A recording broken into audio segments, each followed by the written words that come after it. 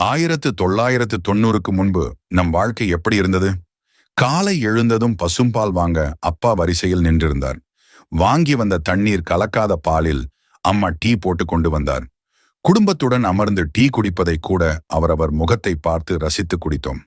ஆர்ப்பாட்டமே இல்லாமல் நாம் அனைவரும் தொலைவில் உள்ள பள்ளிகளுக்கு கூட நடந்தே சென்றோம். ஆசிரியரின் மீது மரியாதையும் பயமும் இருந்ததே தவிர ஒரு நாளும் ஆசிரியரை தரக்குறைவாகவோ இழிவாகவோ ஒரு மாணவனும் நினைத்ததில்லை. பள்ளி முடித்து வீட்டுக்கு வந்ததுமே பையை தூக்கி போட்டுவிட்டு தெருவில் கும்பலாக விளையாடினோம். விளையாட்டில் கூட ஆங்கிலம் கலக்காத தமிழ் நம் அனைவர் நாவிலும் வீரியமாக தோற்றியிருந்தது. மாலை 4 மணிக்கு மேல் நம் அக்கா தங்கைகளுக்கு அம்மா அழகாக சடை போட்டு விட்டார். உதிரியாக வாங்கிய பூக்களை மல்லி மற்றும் பிச்சிப்பூ வாழை நாரால் சிறு சிறுக கட்டி அதை அக்கா தங்கைக்கு அம்மாவே தன் கையால் குத்தி அழகு பார்த்தார்.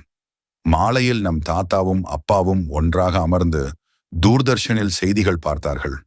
வெள்ளிக்கிழமையன்று குறைந்தபட்சம் 10 பேராவது ஒன்றாக அமர்ந்து இரவு ஒளியும் பார்த்தோம். அம்மாக்களுக்கு அன்று சீரியல் என்றாலே என்னவென்று பொருள் தெரியாமல் வீட்டு வாசலில் அமர்ந்து நம் விளையாடுவதை வேடிக்கை பார்த்தனர். ஊற வைத்த அரிசியை ஆட்டுக்கல்லில் போட்டு அம்மா இட்லிக்கு மாவை அரைத்தார். அதிகபட்ச அப்பாக்களுக்கு சிகரெட் மற்றும் குடிப்பழக்கம் இல்லாமல் இருந்தது. ஞாயிற்றுக்கிழமை மதியம் தூர்தர்ஷன் மாநில மொழி திரைப்படத்துல தமிழ் படம் வராதா என ஏங்கி இருக்கிறோம். ஞாயிறு மாலை டிவியில் திரைப்படம் பார்ப்பதால் தெருவில் காக்கைகள் கூட பார்க்க முடியாத சூழ்நிலை இருந்தது.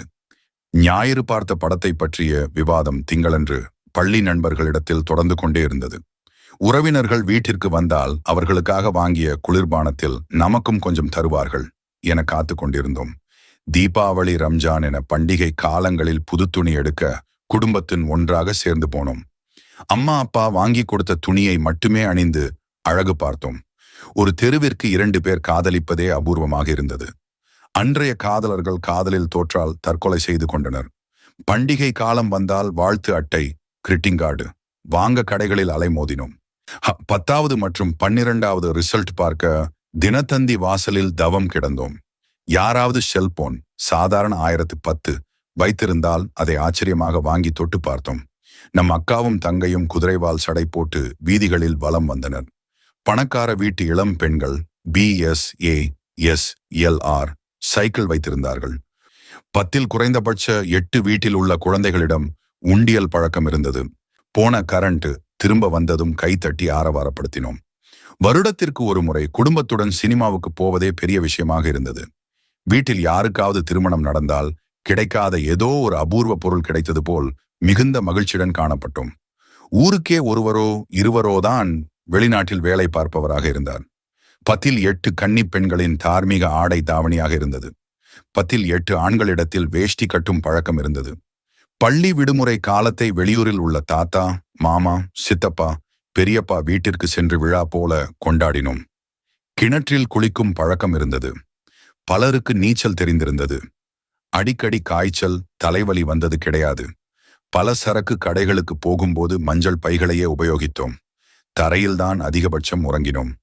பாயை தவிர வேறொன்றை கண்டதில்லை. 12 மணி நேரம் உழைத்தாலும் உடலில் வியர்வை நாற்றம் வந்தது கிடையாது. இவை அனைத்தையும் விட அப்பா அம்மா சொல்படி கேட்டு அனைவரும் நடந்தோம். உலகிலுள்ள அத்தனை வசதிகளும் அருகிலே இருந்தால் கூட இன்று இவற்றில் ஒன்று கூட சாத்தியமில்லை. பழைய பொக்கிஷங்கள் ஒன்று கூட கிடைக்கப் போவதில்லை. அன்றைய வாழ்நாள்தான் சொர்க்கம்